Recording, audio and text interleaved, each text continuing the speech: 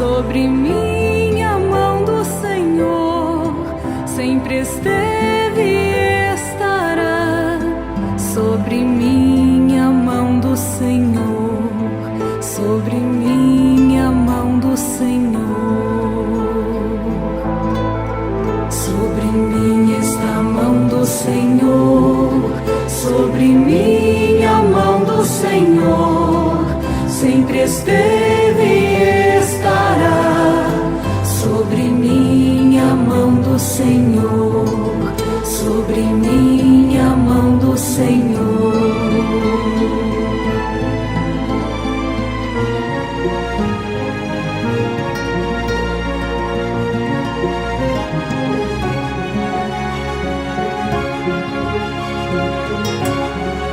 Sobre nós está a mão do Senhor, sobre nós a mão do Senhor sempre esteve e estará. Sobre nós a mão do Senhor, sobre nós a mão do Senhor. Sobre nós está a mão do Senhor, sobre nós a mão do Senhor sempre esteve e estará. Sobre nós a mão do Senhor, sobre nós a mão do Senhor.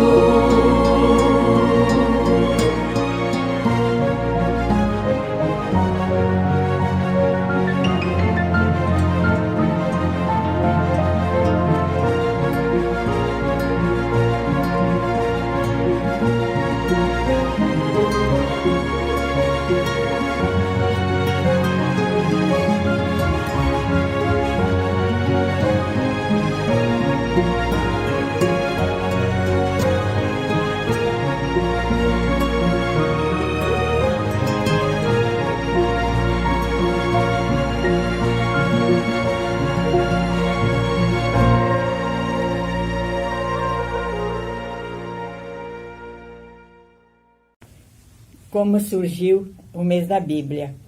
A Arquidiocese de Belo Horizonte estava para celebrar o seu 50º de criação. O bispo Dom João Rezende Costa, ele lançou a todos os padres e religiosos a proposta o pedido de sugestões de como celebrar o 50º de criação da Arquidiocese. Naquela época, eu morava em Salvador, na Bahia. A mestra Inês Sandri era nossa provincial e ela me transferiu de Salvador para Belo Horizonte com o desejo de que eu apresentasse um projeto para celebrar um grande movimento sobre a Bíblia. E assim nós podermos participar com a nossa missão nesse evento maravilhoso, Jubileu de Ouro da Arquidiocese. Eu fui transferida, a avaliação da campanha da fraternidade, levei e apresentei a Dom João um projeto para se realizar um mês dedicado à Bíblia no mês de setembro.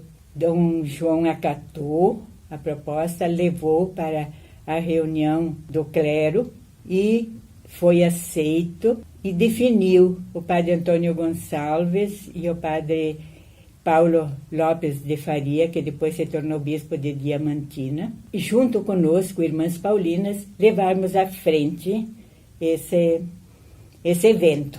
Nos reunimos, fizemos a primeira reunião em 4. A partir dessa reunião, começamos a acrescentar pessoas e mais pessoas, porque nós queríamos atingir toda a arquidiocese e todas as áreas pastorais. Aí vamos ver o tema desse mês da Bíblia. Naquela época, Roberto Carlos, fazia pouco tempo que tinha lançado a canção Jesus Cristo, Eu Estou Aqui. Estava no auge. Então, vamos dar uma resposta a essa prece, né, dessa canção. Se Jesus Cristo, eu estou aqui, vamos mostrar aonde está Jesus Cristo. Está na Bíblia. Então, todas as peças publicitárias que foram preparadas, estava a imagem de Jesus sobre a Bíblia, com a resposta, Jesus Cristo está aqui. E o nosso objetivo era atingir as pessoas, despertando nelas o desejo de ter a Bíblia, de possuir a Bíblia e transformá-la num livro de cabeceira. Quais foram as atividades que foram realizadas? Foram muitas, porque todas as áreas pastorais tiveram as suas atividades, mas algumas se sobressaíram. Por exemplo, gincana bíblica entre os colégios, Festival da Canção Bíblica, o encontro com os presidiários. Nós fizemos uma campanha para adquirir Bíblias para levar, para a gente colocar em todas as celas da penitenciária. Aí fizemos uma celebração bonita com eles, colocamos as Bíblias em cada cela. A entronização da Bíblia nas famílias, através da televisão, as rádios, todos os meios de comunicação. Teve 11 rádios, as TVs, os jornais, todos acataram e fizeram uma divulgação muito grande. Fizemos uma exposição na rodoviária, que era nova e bem centralizada em Belo Horizonte.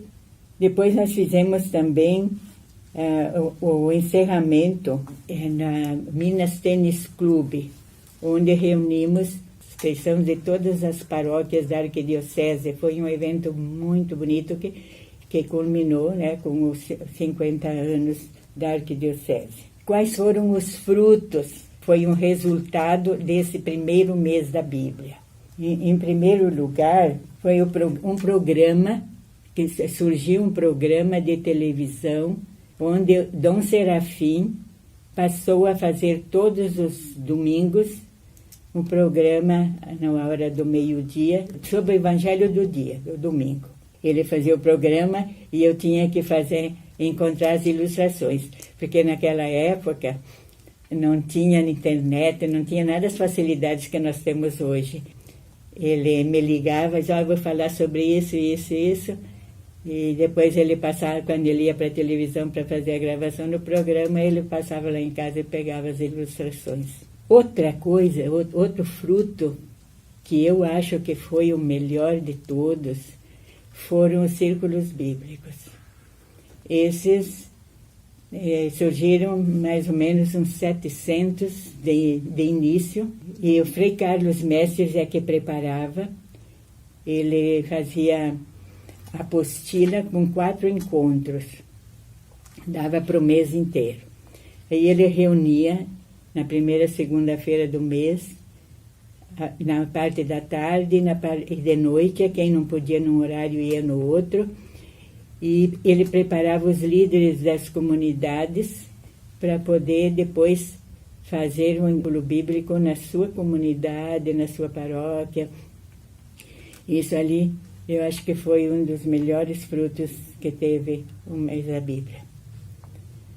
Depois, eu fico pensando, né, tudo que aconteceu foi se alastrando, foi crescendo, veio depois o segundo, depois o terceiro, aí se ampliou em nível de regional e depois também de Brasil. Hoje nós estamos às vésperas de celebrar o Jubileu de Ouro do mês da Bíblia. O Jubileu de Ouro, 1971, 2021. 50 anos. Toda semente que foi lançada, eu acredito que floresceu, porque cresceu. Aquele primeiro mês foi mais uma coisa externa de movimento. Hoje é mais de aprofundamento, de reflexão, de vivência realmente.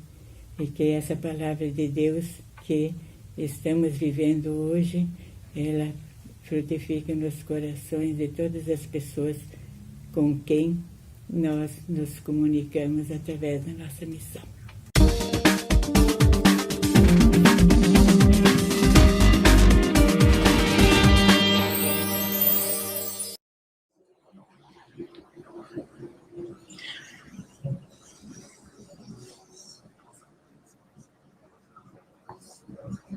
Boa noite. Boa noite. Que maravilha. Nós estamos aqui iniciando o nosso segundo dia da nossa Semana Bíblica online, quase 50 anos depois ali da história que a irmã Nelly contou. Muito obrigada, irmã Nelly, por essa linda história, por essa experiência de vida tão marcante na vida das Paulinas, na sua vida e na vida de tantas pessoas. Então, eu sou a irmã Sebastiana, estou aqui hoje responsável, dando esses inícios, dando as boas-vindas. Que bom que a gente está aqui. Então, eu estou atuando atualmente aqui no SAB, em Belo Horizonte, lá onde que começou a Semana Bíblica, né, onde começou o mês da Bíblia, aqui em Belo Horizonte. E que bom, há pouco a organização me falou que nós estamos aqui em 540 pessoas. 540 pessoas, que maravilha, que bom. Estamos nos encontrando agora através desses meios, através da plataforma, então é uma grande alegria.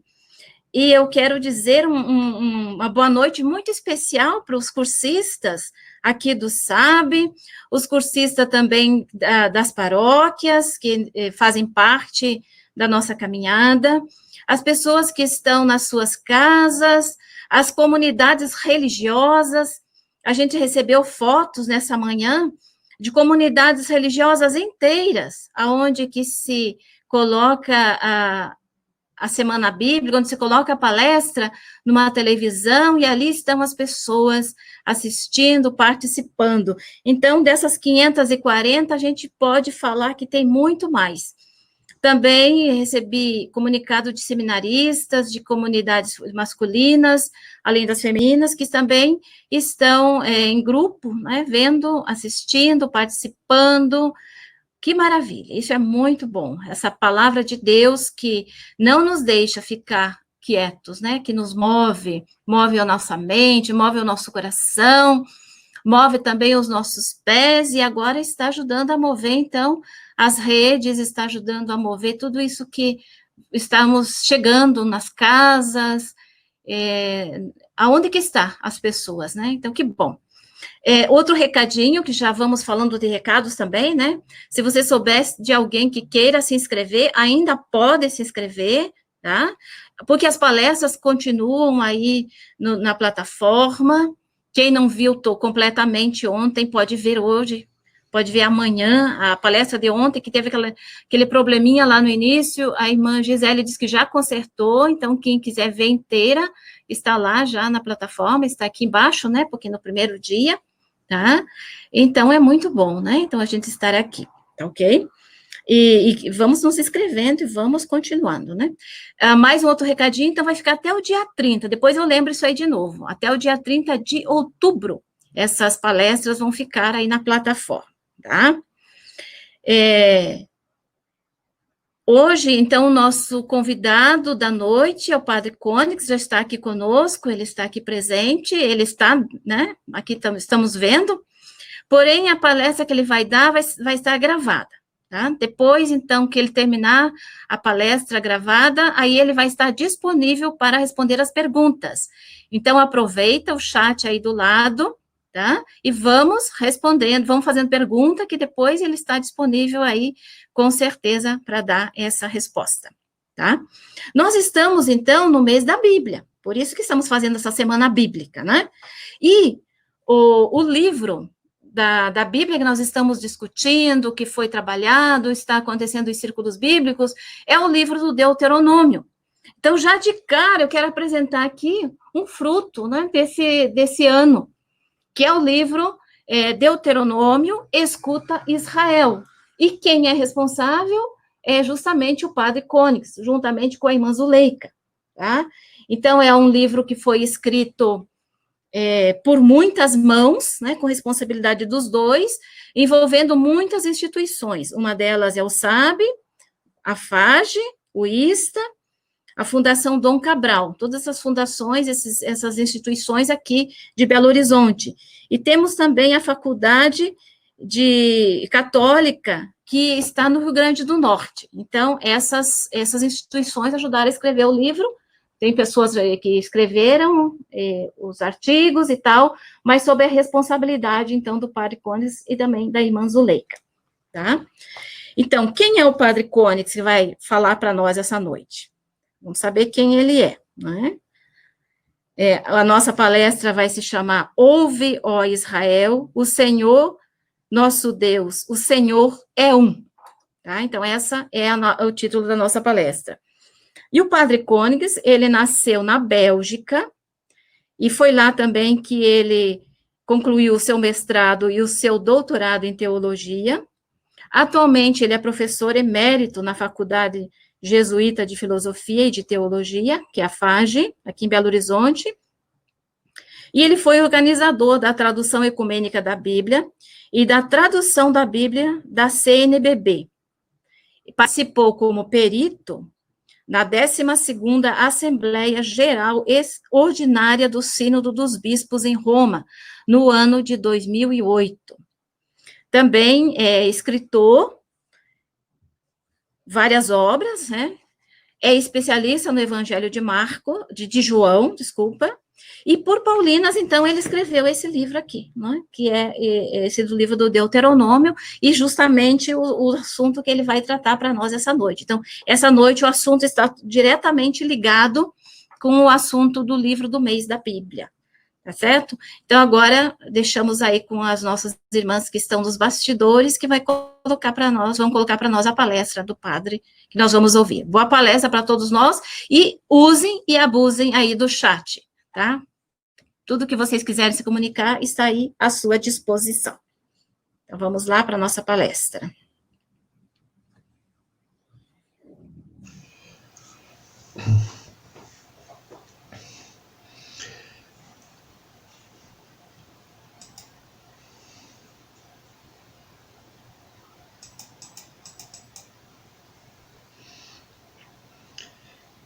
Na primeira página do meu livrinho Ser Cristão, resumi a memória que um cristão de hoje traz consigo, começando com a seguinte frase: nós, cristãos, somos judeus, que confessamos que Jesus de Nazaré é o Messias.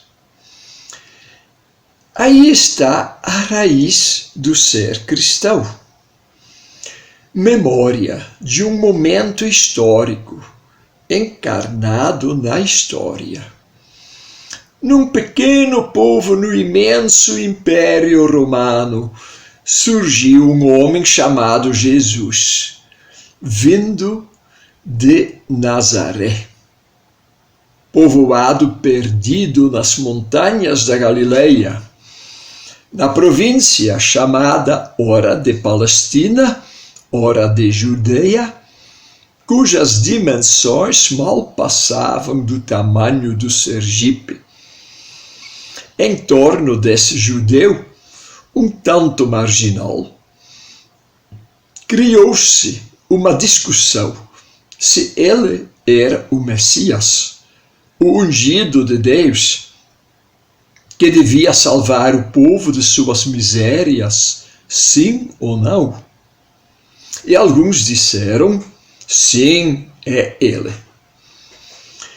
O ungido, que era chamado de Messias no idioma dos judeus, passou a ser chamado Cristo na língua internacional daquele tempo, que era o grego. E os que aderiram a ele receberam o nome de cristãos, mas não deixaram de ser judeus. E isso é uma coisa que nunca deveríamos esquecer.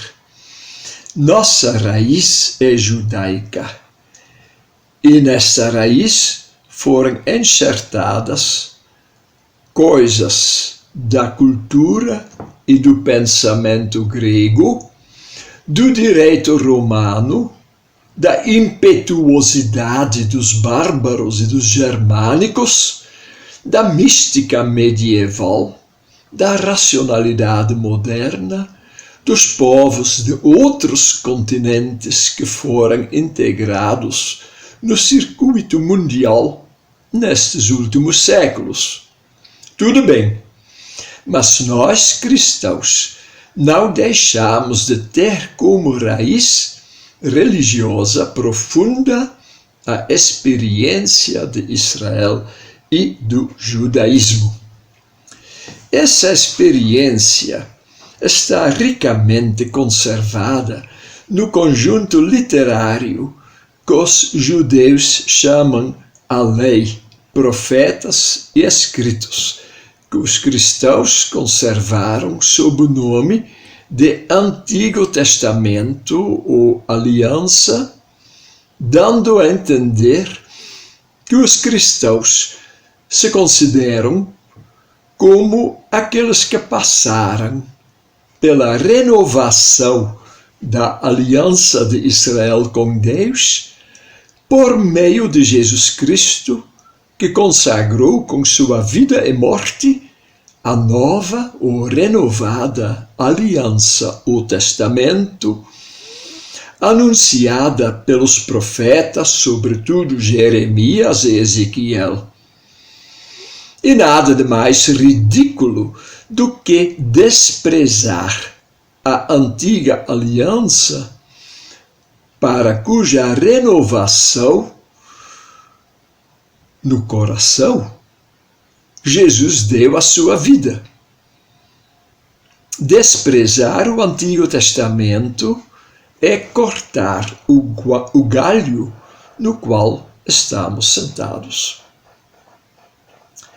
Na herança da antiga aliança, base da nova, encontramos um texto que serve de referência e que exprime a quintessência da fé de Israel, o Shema Yisrael.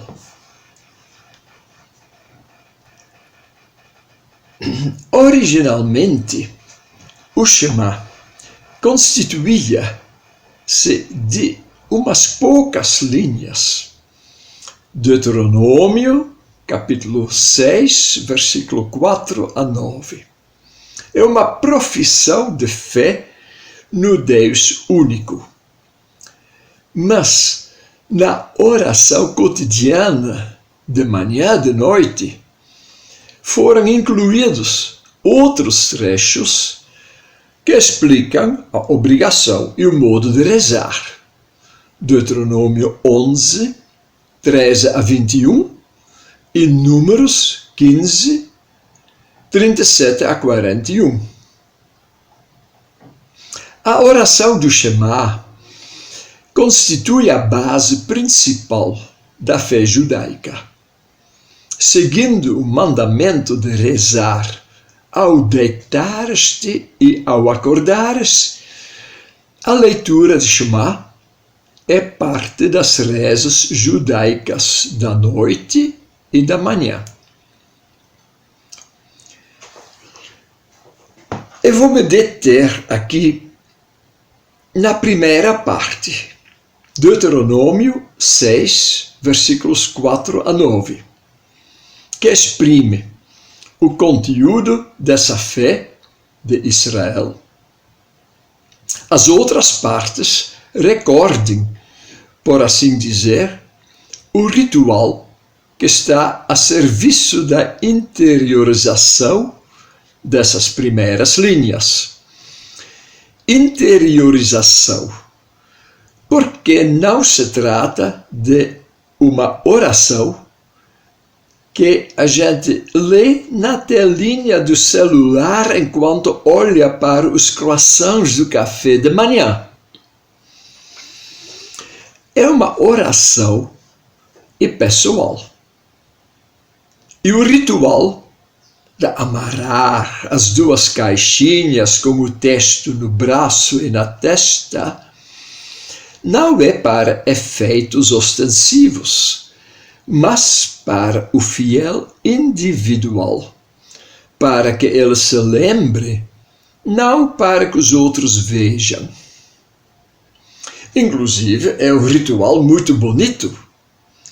Uma caixinha é amarrada no braço esquerdo, que vai repousar sobre o coração, e a outra na testa, entre os olhos. E assim, o israelita terá a lei bem condensada, sempre diante dos olhos e no coração.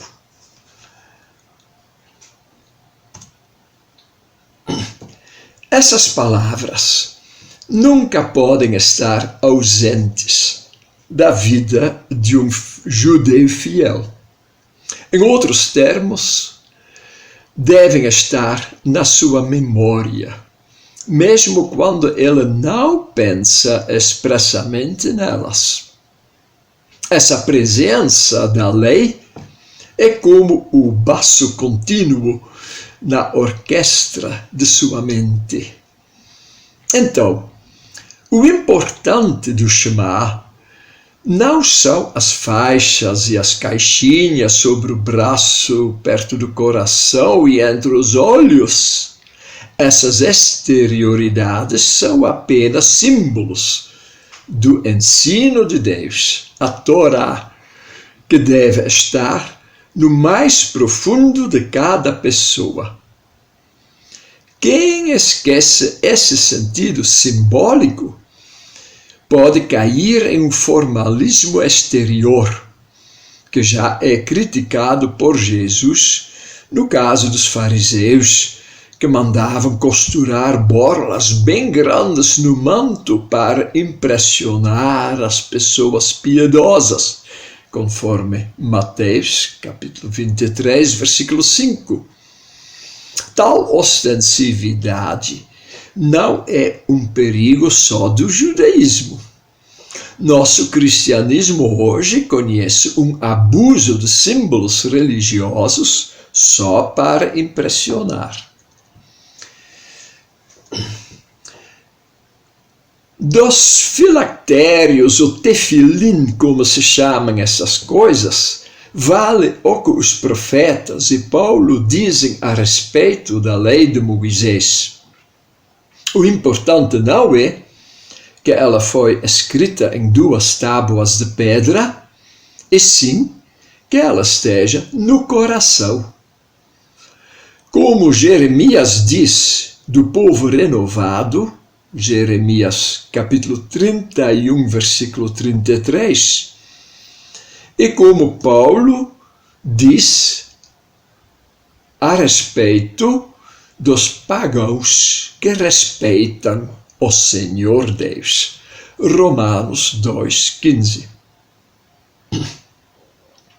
E qual é então o conteúdo da primeira parte do Shema? Deuteronômio, capítulo 6, versículo 4 a 9. Acho bom lembrar alguma coisa sobre o livro do Deuteronômio em geral.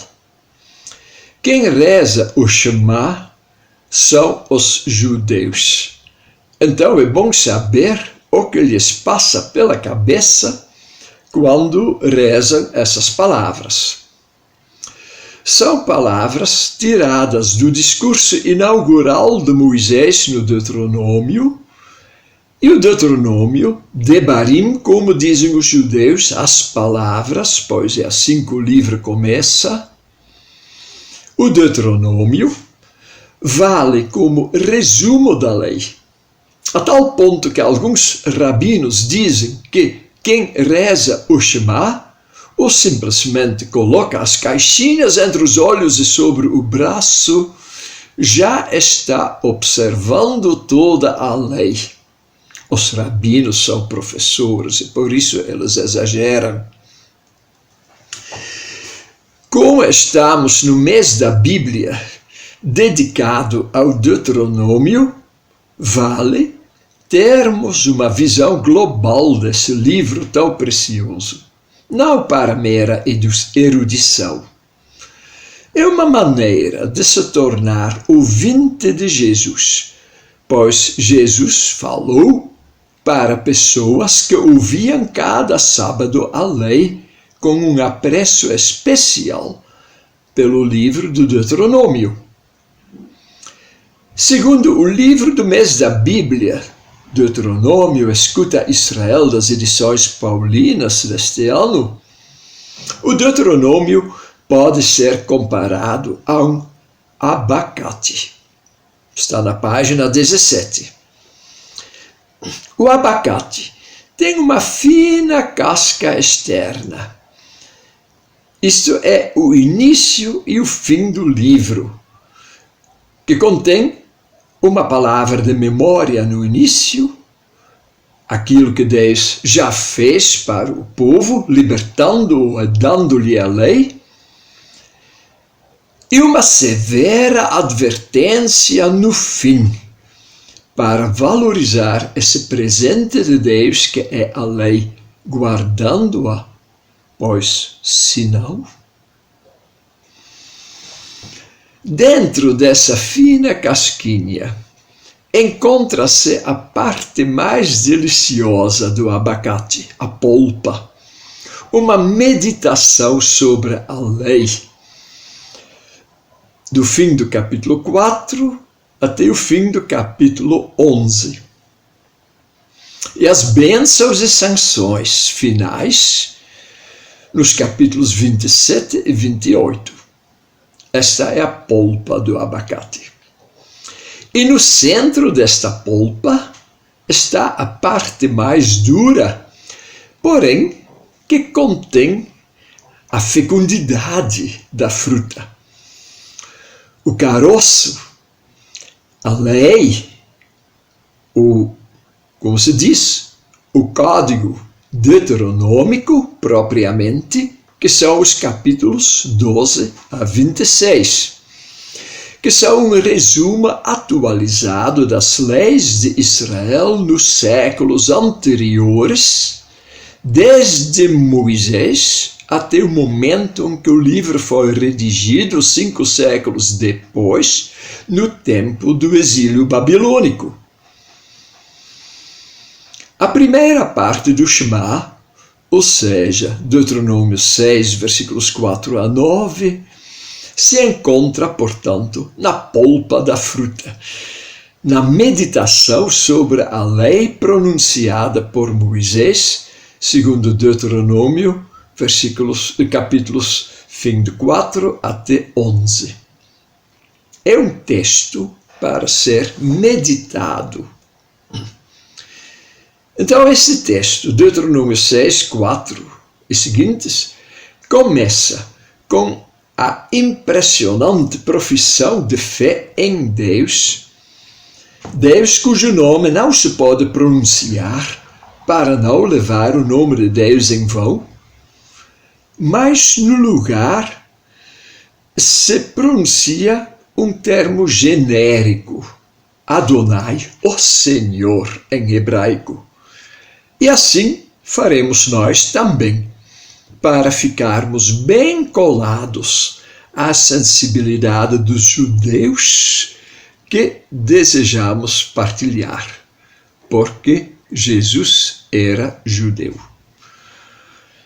Vamos nos ater ao sentido mais evidente das palavras, sem entrar em significados cabalísticos, como o valor numérico das letras, que certa exegese judaica aprecia.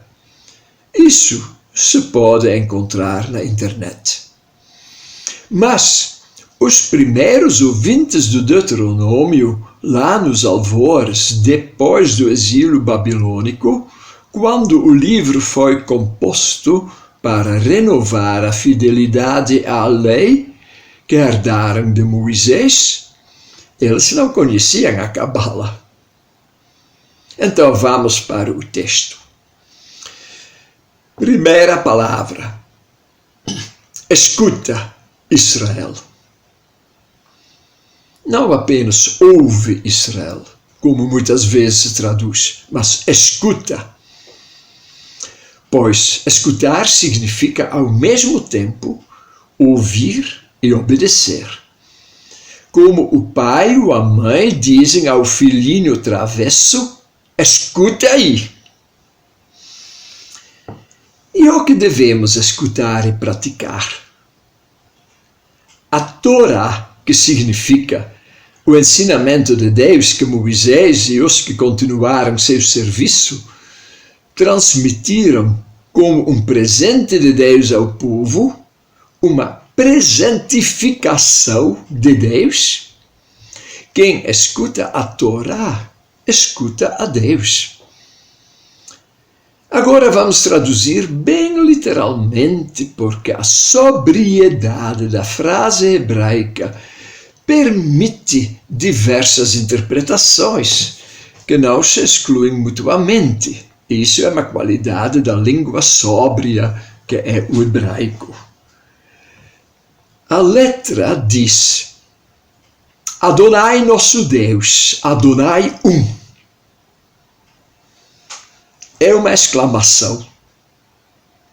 O hebraico não usa o verbo de ligação predicativa é, mas nós, com nossa cabeça greco-latina ocidental, precisamos acrescentar um é em algum lugar.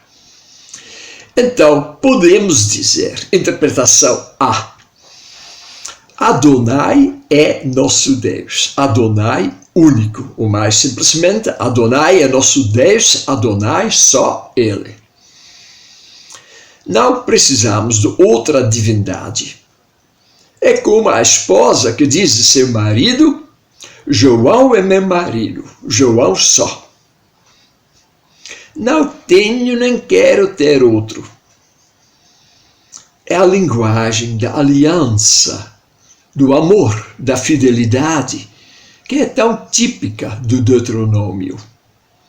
Somos fiéis a Adonai e basta. E o israelita que venera outros deuses além dele comete adultério ou prostituição, como dizem os profetas. Uma outra interpretação, porém, interpretação B, é mais filosófica. Adonai, nosso Deus, Adonai, é um. Entendendo assim, estamos fazendo uma afirmação teológica sobre a unicidade de Deus. Isso se chama o monoteísmo. É verdade também. Mas eu creio que o judeu do tempo de Jesus deve ter percebido o texto segundo o primeiro sentido, uma exclamação de amor para Adonai só. O segundo sentido, como se fosse apenas uma expressão dogmática do monoteísmo, é ironizado no texto mais judeu-cristão que está na Bíblia, na carta de Tiago.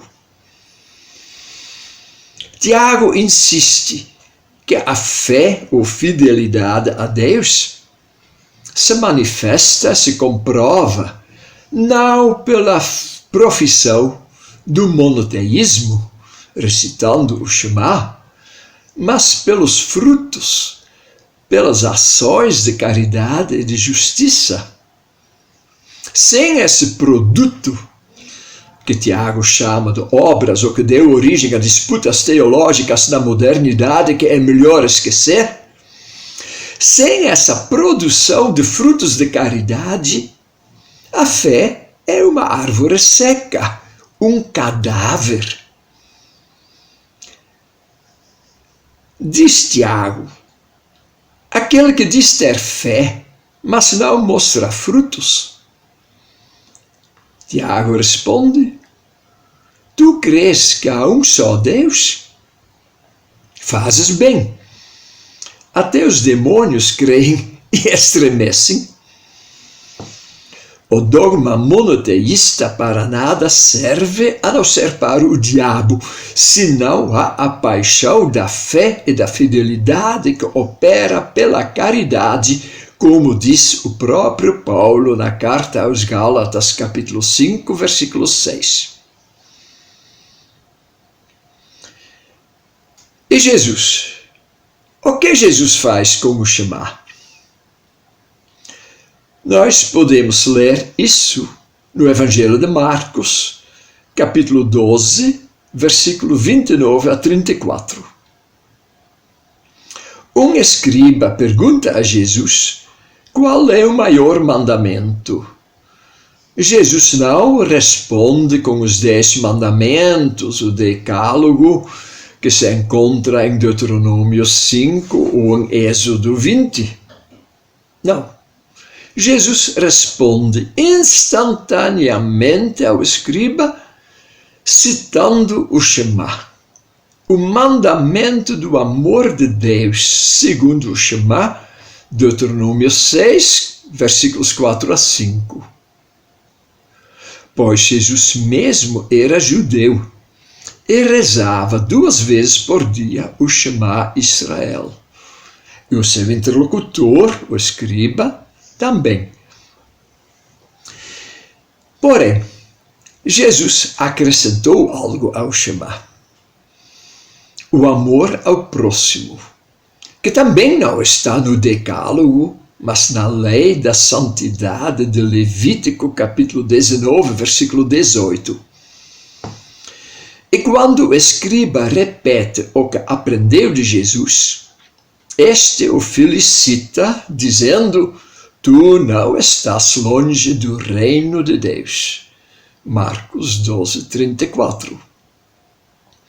Jesus estava de acordo com os bons judeus. Esse escriba é o modelo do judeu conhecedor da lei que adere a Jesus, porque aceita a compreensão da lei que Jesus tem. Amar a Deus com todo o coração e ao próximo como a si mesmo. Por isso, Paulo diz que o amor e a caridade são o pleno cumprimento da lei. Romanos 13, versículo 10, e Gálatas 5, versículos 13 e 14. Mas então, confirma o texto de Tiago ou dos Evangelhos, sobretudo Marcos, a frase principal do Shema não é suficiente. Eu estou falando da frase Adonai é nosso Deus, Adonai é um, amarás Adonai teu Deus de todo o teu coração, de toda a tua alma, com toda a tua força. Isto não é suficiente. Como disse Tiago, também o diabo crê que Adonai é um e treme diante dele.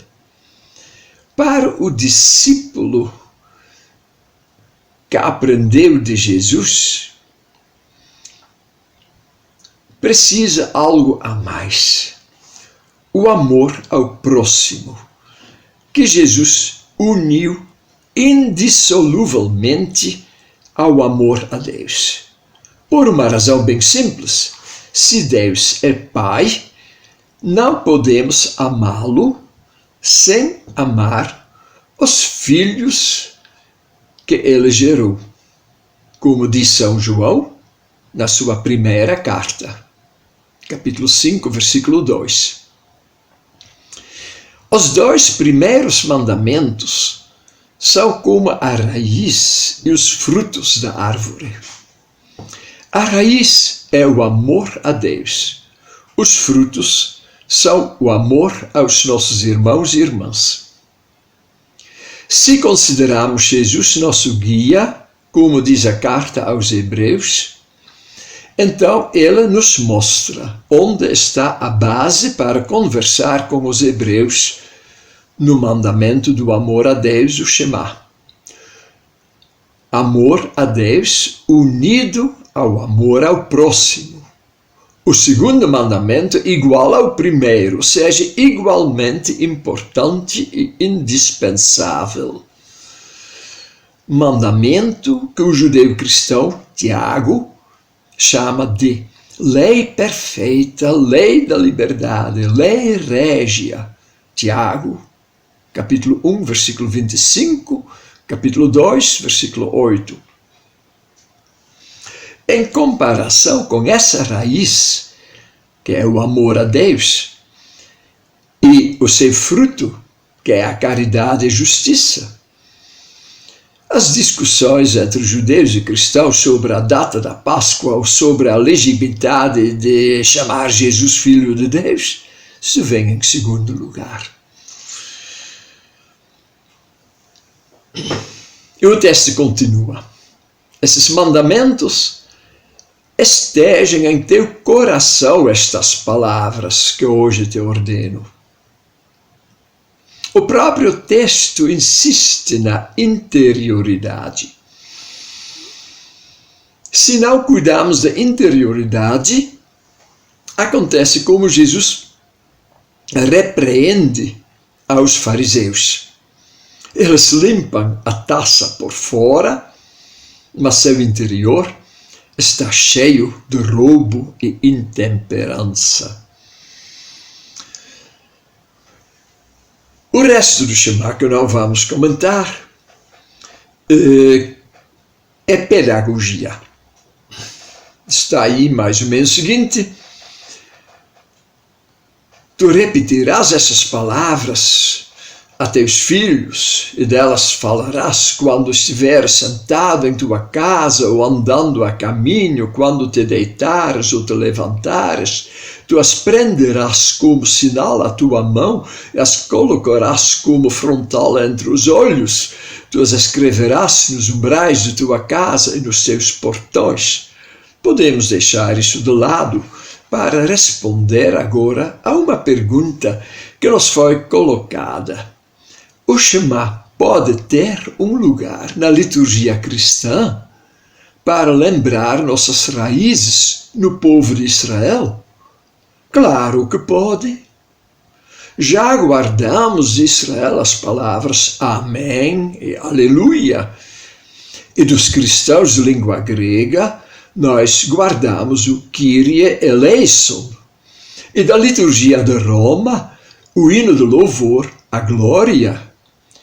Bem, poderíamos guardar o essencial do Shema, a exclamação de amor a Deus único, surgido da boca de Israel em meio a um mundo de politeísmo, em que as divindades eram feitas segundo a imagem e semelhança do ser humano, em vez do contrário.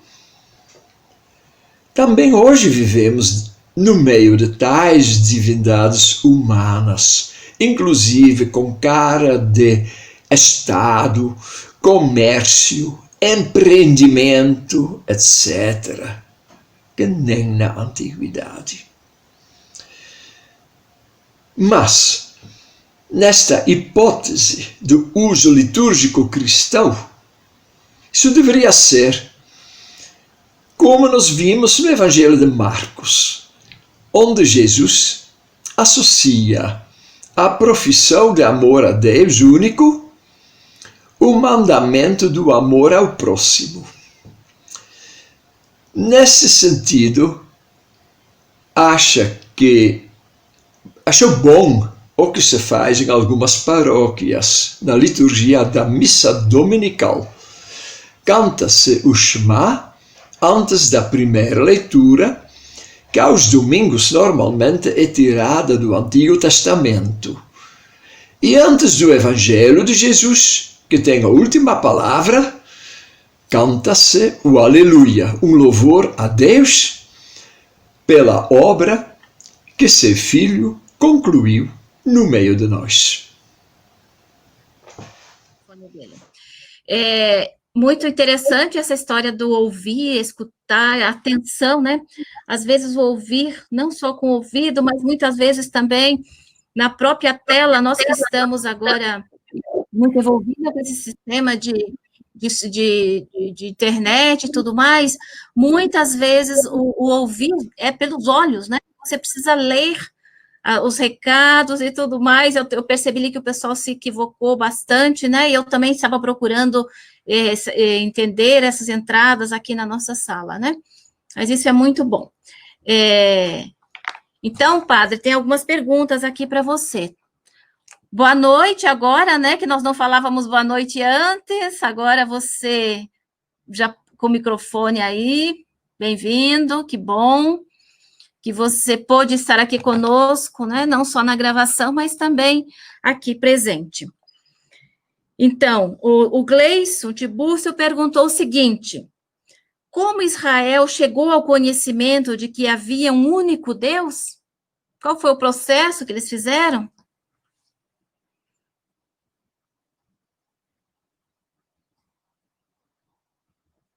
Para responder de imediato? Isso, pode. Pesquisa aí sua mente, seu coração. E penso que é uma experiência humana geral, não só para Israel, mas Israel teve a graça de formular isso de maneira mais expressa, a serviço de todos os povos. Isso é muito importante quando a gente considera o povo e a religião de Israel. A gente não deve pensar que Israel tem privilégios para si. Israel tem uma missão, é outra coisa. Missão não é privilégio, missão é para repartir. E penso que Israel então recebeu essa graça, esta intuição, que só se pode servir de todo o coração a um único Senhor. Isso é uma experiência que muitas pessoas têm. É uma experiência básica num bom casamento, não é? Não dá para ter dois amores ao mesmo tempo, né? Porque um vai reclamar do outro. Então, a experiência que Israel conseguiu captar e transmitir pelos seus profetas e as palavras proféticas que estão na Bíblia é exatamente a experiência de um amor que tem que ser completo e integral. Não é uma questão filosófica, é uma questão do coração, de querer servir a um Deus, um acima de tudo, mas era integral, sem repartir, sem dividir o coração e fazer tudo aquilo que ela nos ensina. Não estou ouvindo.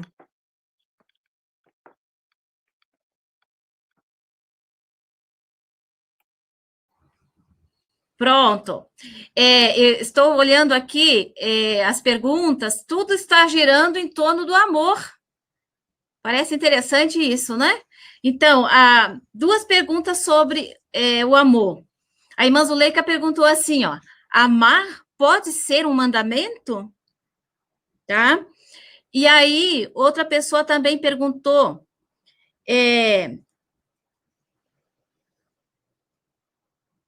Shema pode ser uma escuta inteligente, no sentido de que está imbuído atenção, obediência, fidelidade e coração? Olha, tudo em torno aí do amor, dessa força magnífica que move as pessoas.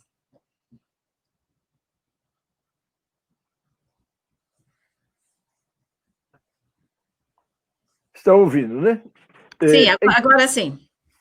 Então, o amor não pode ser imposto. Pode ser pedido, isto sim. E se Deus pede o nosso amor, então ele se coloca um pouquinho numa atmosfera, eu diria quase afetiva. Ele reparte conosco o seu afeto. Por isso também que se fala em Filho de Deus e coisas semelhantes. E quando a gente olha bem o texto hebraico dos 10 mandamentos, no livro do Êxodo, capítulo 20, e no livro de Deuteronômio, capítulo 5, o amor a Deus não é um mandamento, é a base dos outros mandamentos. O primeiro mandamento, na realidade, eu pego aqui, por exemplo, em Êxodo capítulo, Deuteronômio capítulo 5, né?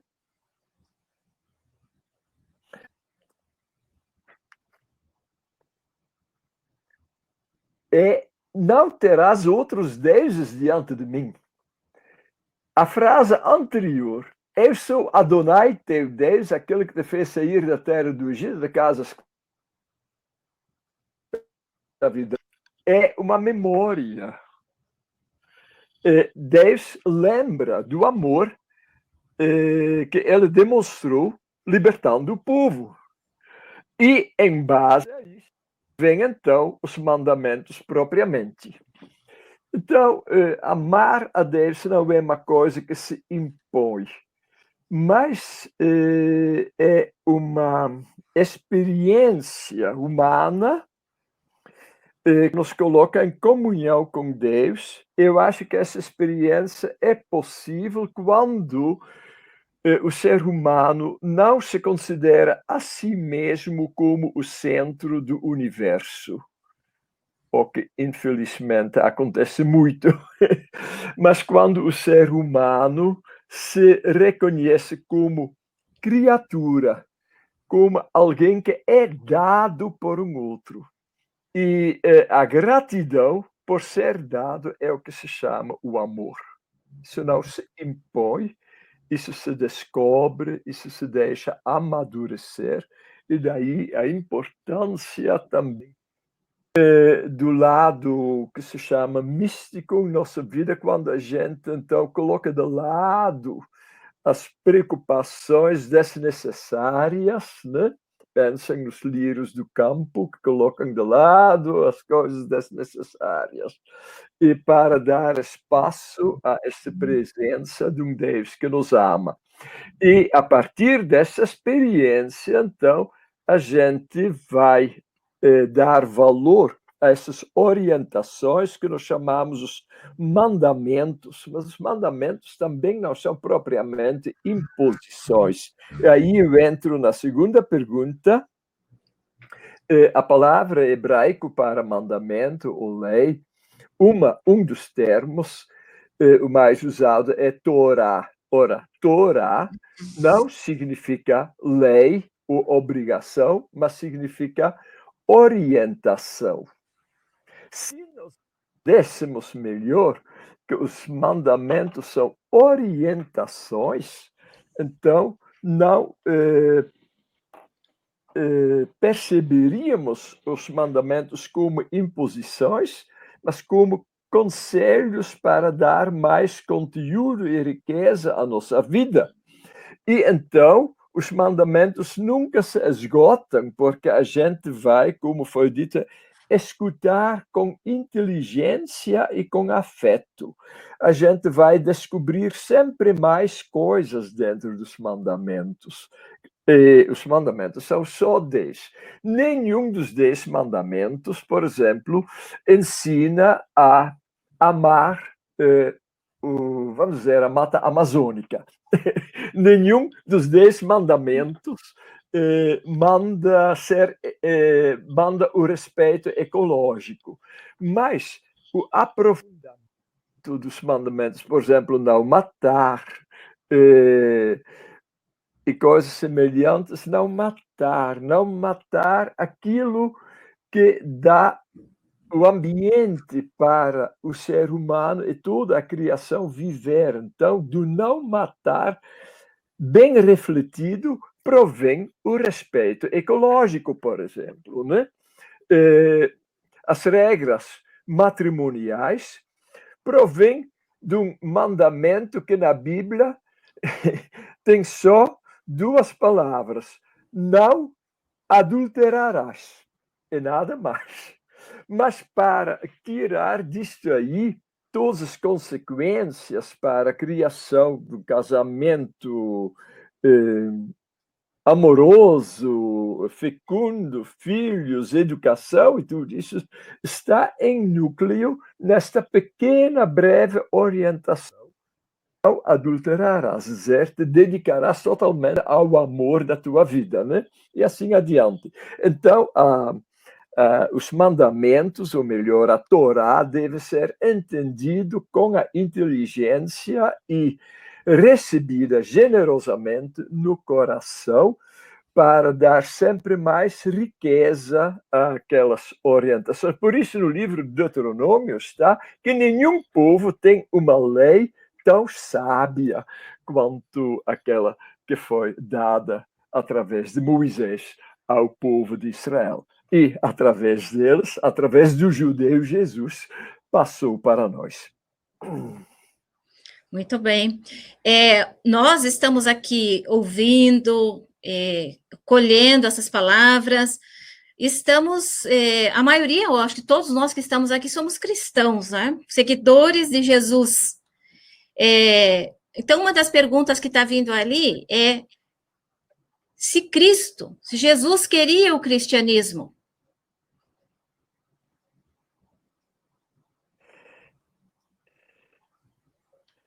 Bom, estou atualmente estudando a carta de Tiago. Talvez vocês descobriram isso nas palavrinhas que eu mandei gravar.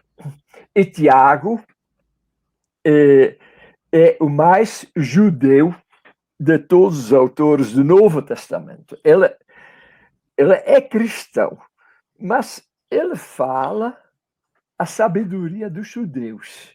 E nem sequer coloca uma nota de rodapé para dizer que Jesus falou assim também. Uhum. Não.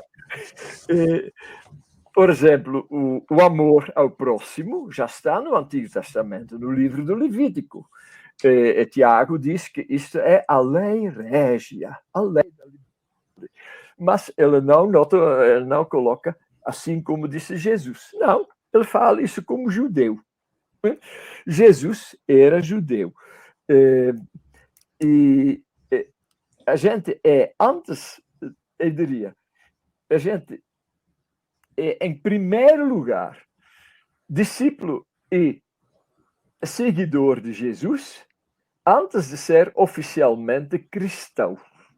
E, por outro lado, nem todos aqueles que se chamam cristãos são discípulos e seguidores de Jesus.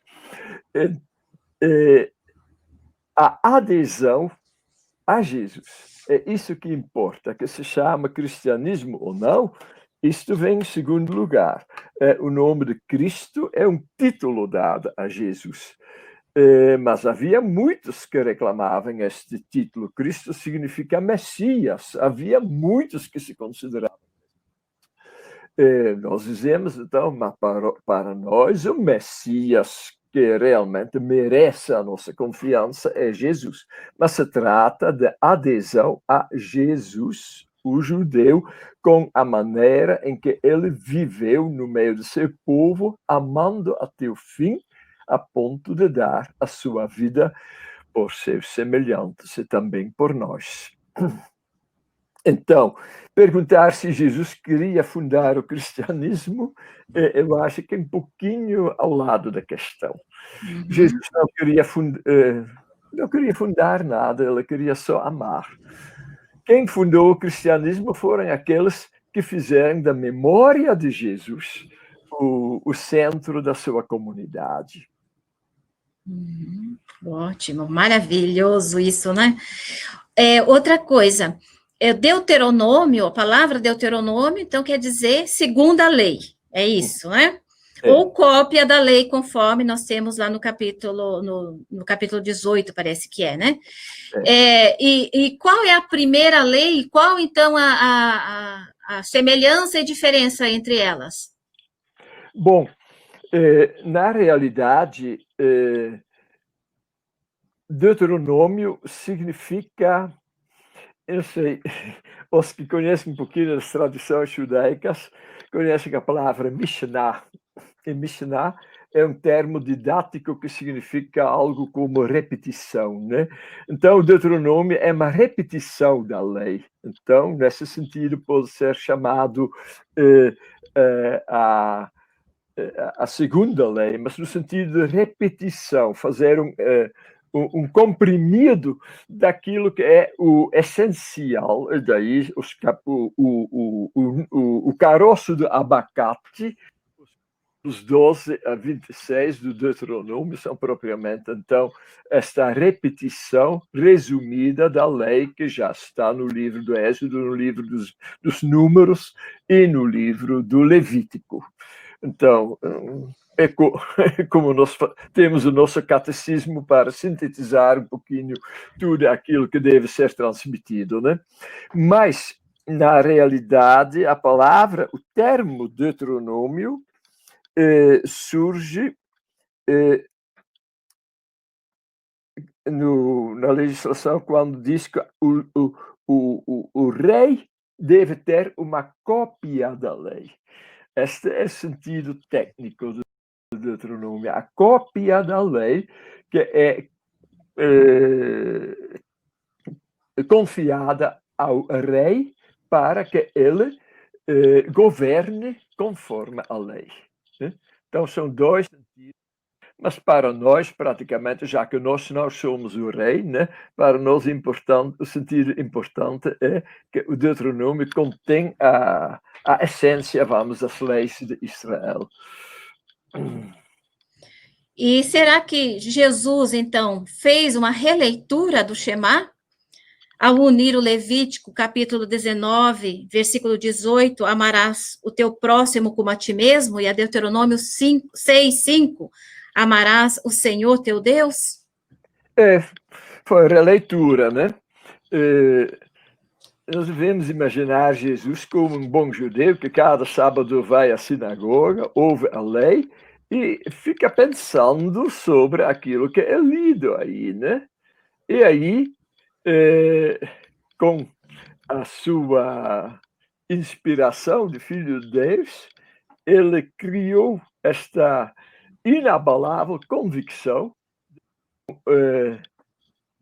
a proclamação do amor a Deus não pode ser separada do amor ao próximo, e fez disso, então, o mandamento, o duplo mandamento único que ele ensinou às pessoas que lhe perguntaram a respeito disso, aos escribas, aos professores daquele tempo, às outras pessoas que queriam aprender um pouquinho mais.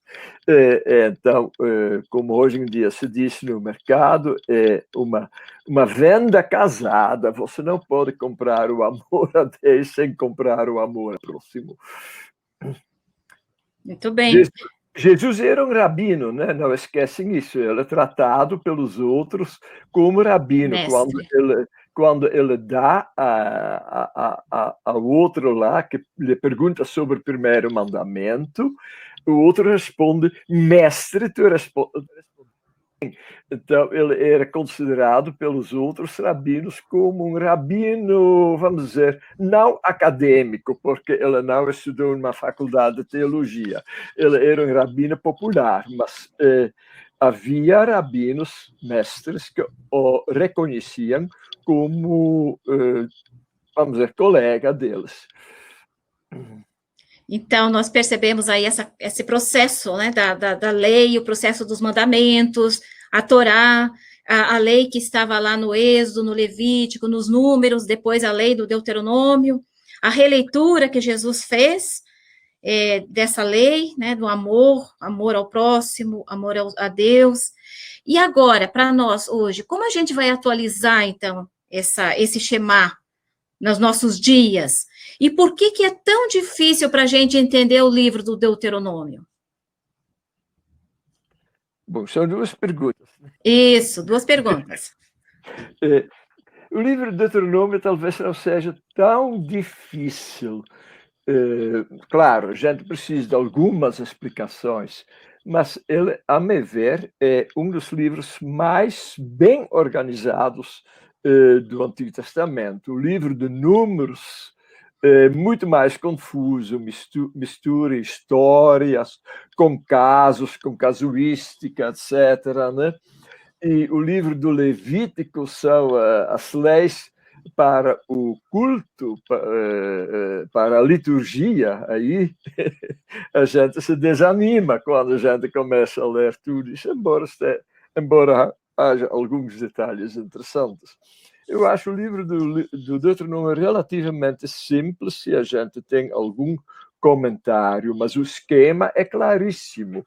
Então, temos o abacate, a casquinha, os introdutores e finais, depois a polpa, que são os discursos sapienciais de Moisés sobre o valor da lei, que são belíssimos, e o núcleo, o caroço interior, que é um resumo das leis de Israel para diversas coisas. E aí tem o abacate, bem que você mostra, né? E neste núcleo, isso é um detalhe interessante. A lei que está bem no meio do núcleo e que é também o centro matemático do livro do Deuteronômio. Eu vou lhes ler um momento esta lei. Ela não é tão difícil assim. Ela é muito importante. É sobre o ano sabático. A explicação histórica, bem simples, os judeus faziam inspiração de Deus, na lei de Moisés, cada 7 anos, ou pelo menos pretendiam, não sei se faziam, mas pretendiam ter a cada 7º ano um ano sabático que servia para zerar as dívidas, para que a vida da comunidade, da sociedade inteira, pudesse recomeçar a partir da estaca zero. Porque pode ser que durante esses 7 anos, algumas pessoas, por necessidade da vida, se tivessem endividado e não conseguiam mais pagar. Então, abolição das dívidas, anistia das dívidas. Olha a situação da corona, da Covid hoje em dia. Quantas têm que se colocar em dívidas para conseguir sobreviver com a sua família? Não são poucas. Será que essas pessoas algum dia vão poder saldar essas dívidas? Eu acho que não. Uhum. Então, no conceito do Deuteronômio, cada 7 anos, essas dívidas deveriam ser abolidas, anistiadas, para que a sociedade pudesse começar de novo. O que nos Estados Unidos aconteceu no ano 1930, quando o presidente Wilson fez o New Deal, ou seja, o novo acordo para a economia dos Estados poder recomeçar sem dívidas. Pronto. Era uma aplicação desta lei do ano sabático. Então, para mostrar a imponência da linguagem do Deuteronômio, né? E a sabedoria concentrada em 11 versículos, Deuteronômio capítulo 15, versículo 1 a 11, bem no meio do livro, Moisés, porque o Deuteronômio é assim, um pouquinho encenado com um discurso de despedida de Moisés. Né? Então, ele diz, a terra que Adonai deu a vocês é tão boa que não precisa haver pobres. Uhum. Segundo ponto, pode acontecer algum vírus, alguma coisa, Uhum. de repente, haja alguns pobres. Tá.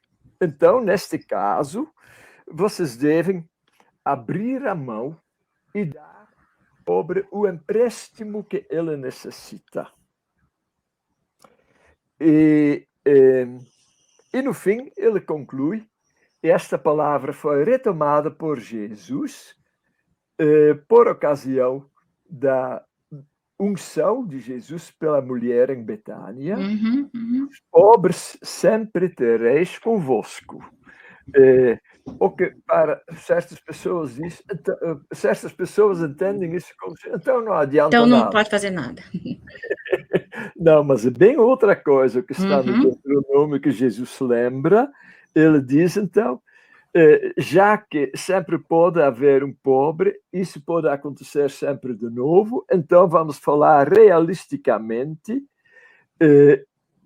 visto que nunca faltarão pobres na terra em que moras, eu te ordeno, abre para teu irmão, teu necessitado, teu pobre em tua terra. A decisão é tua. Isso é impressionante. Isso é o coração do caroço do Deuteronômio, né? Então, o que nós chamamos hoje uma justiça social distribuidora. Muito importante, né? Não podemos fugir desse tema, né? Da justiça, dessas realidades atuais, né? E uma pergunta que está aqui no texto, né? Está aqui na tela, é a seguinte: será que esses tempos em que nós estamos vivendo, de pandemia, de dificuldades, de tantas intempéries e coisas que estão aí prejudicando a nossa vida, será que isso aí é castigo?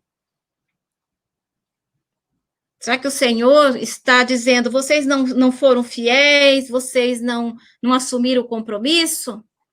Como é que a gente pode fazer uma leitura desse momento da nossa história? Quando Deus criou o ser humano, homem e mulher, mulher e homem, ele os mandou trabalhar.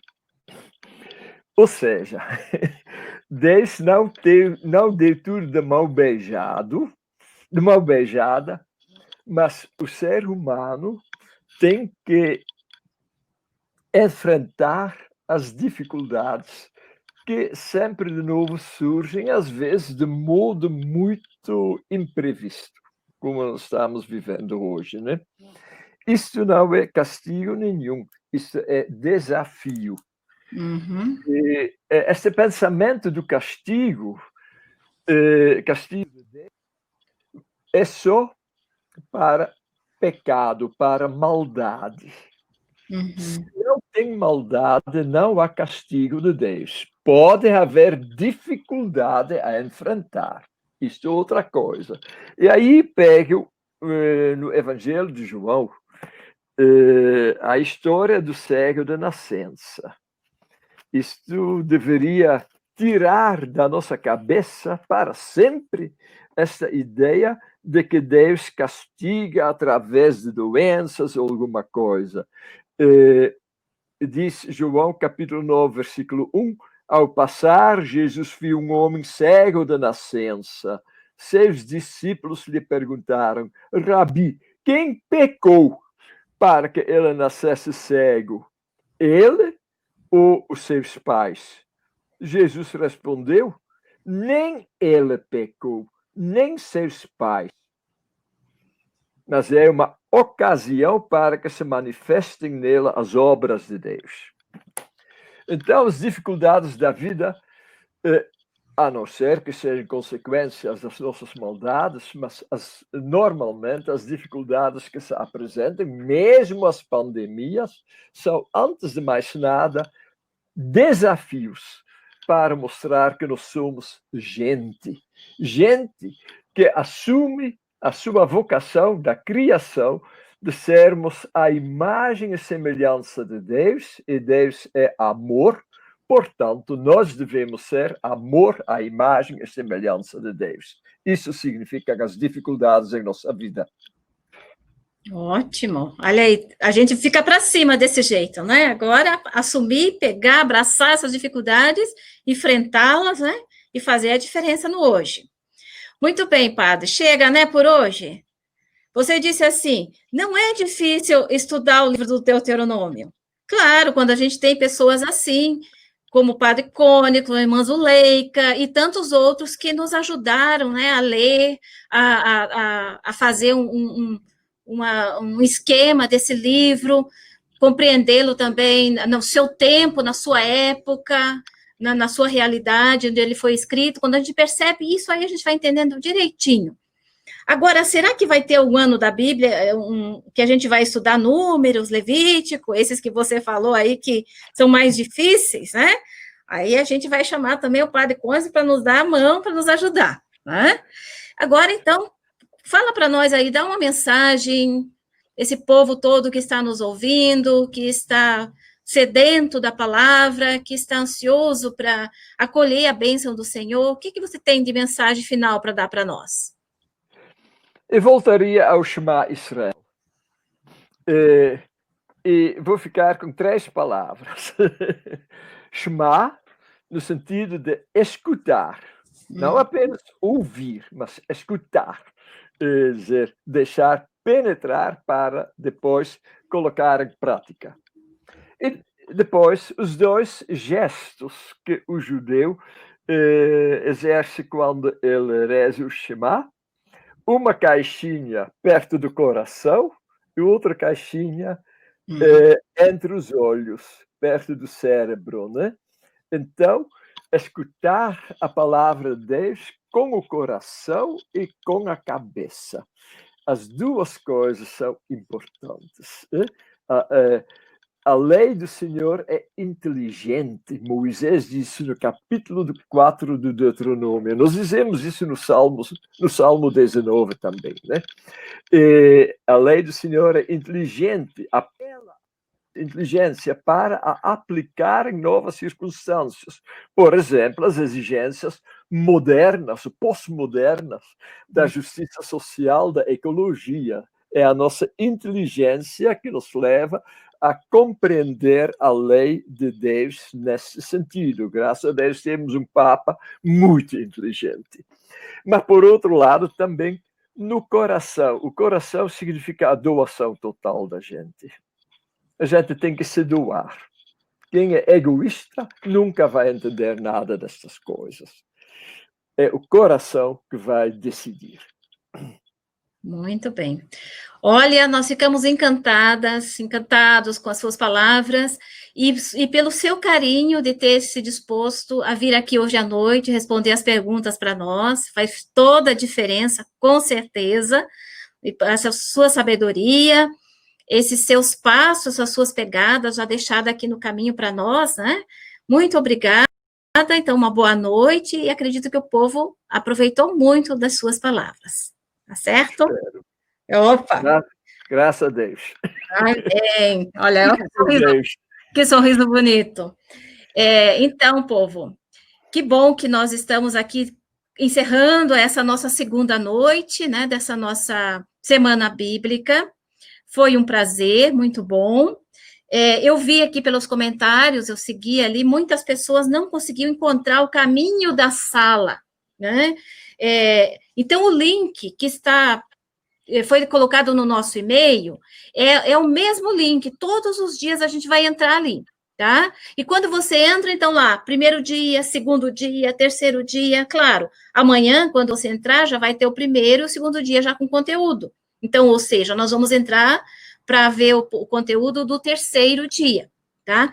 E algumas vezes, aconteceu comigo ontem, eu precisei sair da sala, voltar, ou então rodar aquela rodinha ali em cima para dizer para ele atualizar a página, tá? É mais rápido você abrir, fechar e abrir de novo, ou mandar atualizar, tá? É por causa das técnicas aí, né, que a gente fala e as imagens não chegam junto com a voz. Outras pessoas tinham falado ali nos comentários que não estavam ouvindo, que algumas horas ficava mudo. Não é que ficava mudo. Como eu ouvi essa palestra várias vezes, eu sabia quase que ela de cor. Porque a imagem, ela chega antes, né? O som, ela chega depois. Então, não perdemos nada, graças a Deus. E ainda tem isso, né? Fica aí na página, aí na plataforma, ficam as palestras, ficam as perguntas, tudo fica direitinho aí. Você pode acessar amanhã, acessar depois de amanhã, como eu falei lá no início, até o final de outubro, nós vamos deixar aí à disposição, tá? E amanhã nós temos de novo mais um encontro. Amanhã nós temos, falando conosco aqui, o professor Jacil, tá? Vai falar dos 10 mandamentos, mais um tema dentro do livro do Deuteronômio. E a irmã Romi, então, vai conduzir essa conversa de amanhã, vai apresentar, vai estar aqui fazendo as perguntas. Então, para a gente matar a saudade, né? Que já que não nos estamos vendo pessoalmente, vamos matar a saudade aí através dessa nossa semana. E na quinta-feira, então, o padre Leonardo, com a irmã Maria Antônia, que vão falar das questões proféticas. E na sexta-feira, a irmã Aila vem falar, então, sobre o Apocalipse. Então, estamos com muita coisa para conversar, muita coisa para refletir, e continuamos aí, né, firmes, e esperando e sabendo, né, confiando que outras pessoas também, assim como o professor Jean, o padre Cônigs, nos ajudaram a refletir, também essas outras pessoas nos ajudarão. Tá? Uma boa noite para vocês, muito obrigada, desculpem aí pelos percalços, nós vamos descobrindo junto, à medida do possível a gente vai respondendo, e não tenham dificuldade e medo de perguntar, a gente está aí respondendo, tá? Uma boa noite e até amanhã, então, com a nossa terceira noite da nossa Semana Bíblica Online.